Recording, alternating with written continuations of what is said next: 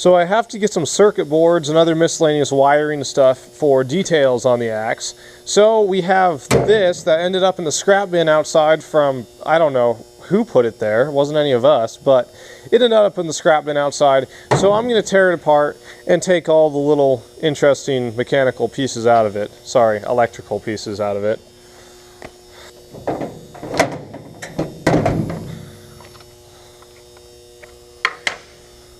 Ooh, goodies.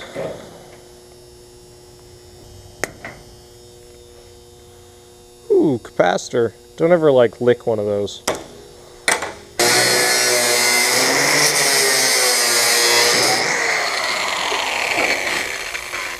There we go.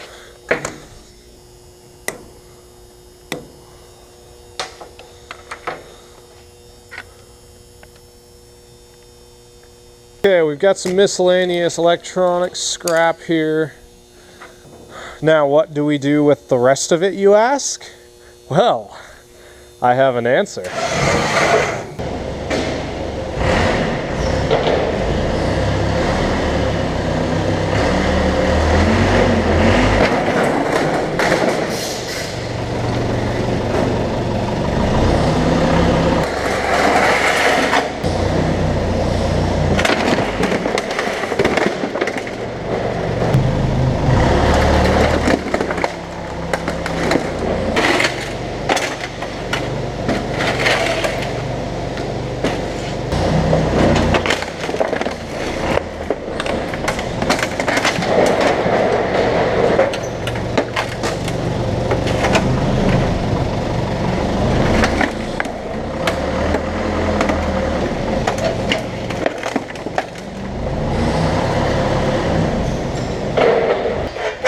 That is a solid hunk of metal.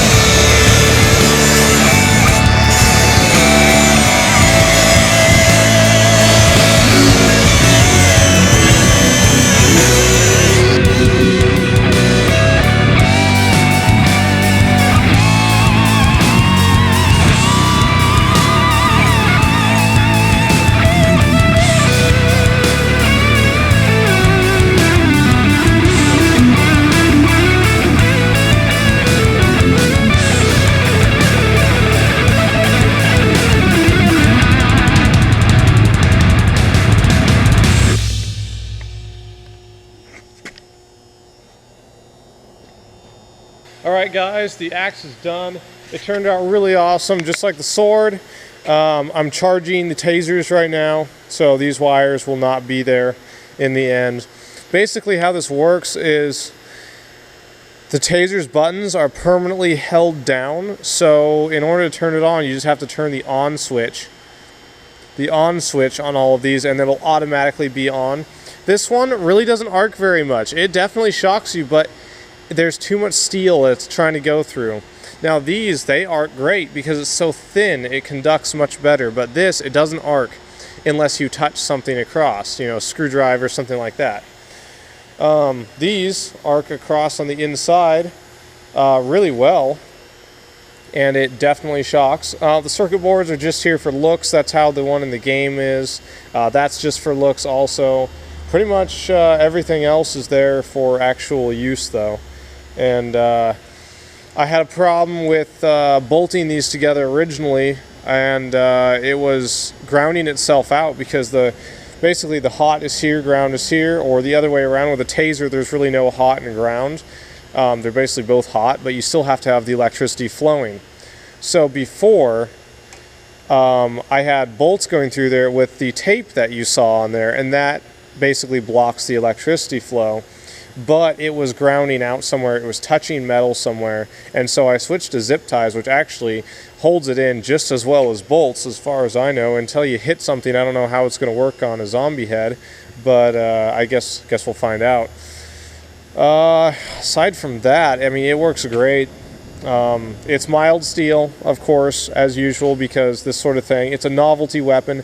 It looks cool, it might work well, it shocks people, but it's not a good practical weapon, just like the sword. Thanks so much for watching. I really enjoyed these builds. Like, comment, subscribe. Comment what you want to see me build sometime. I might start making more game weapons, movie weapons, because they give me the publicity that I need to get the channel started. So let me know what you want to see. I'm not going to make just a normal weapon. It's got to be some specialty thing. I'm not making a Buster Sword. Never making a Buster Sword. They're way too boring. Share this, get the word out. If you have a page or something or another channel and you can share it, that's awesome, because that'll really get it out there. And that is it for this week. So thanks for watching. I will see you next week.